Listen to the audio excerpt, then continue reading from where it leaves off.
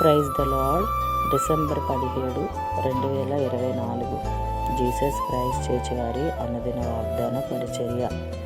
తండ్రి శిక్షించిన కుమారుడు జ్ఞానము గలవాడగును. సామెతల గ్రంథము 13వ అధ్యాయము 1వ వచనము. దేవుని వారలారా, వివిధ కాల సమయంలో దేవుడు మంచి మాటలు మనకు అందిస్తూ ఉన్నారు.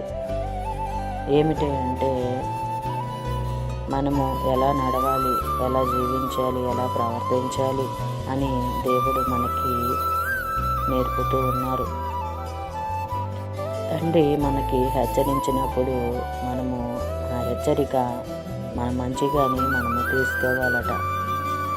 అప్పుడు ఆ కుమారుడు, ఆ కుమార్తె జ్ఞానము గలవారు అవుతారని దేవుడు సెలవిస్తున్నాడు.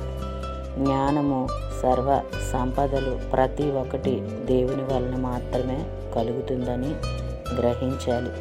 గ్రహించుకున్నట్లయితే మన జీవితాల్లో వెలుగుని మనము చూడగలము. అలాగే వాగ్దానం మనలో, మన కుటుంబాల్లో నెరవేరాలని కోరుకుంటున్న వారు పాస్టర్ శైలేష్ గారు. అందరికీ praise the Lord. God bless you. Amen.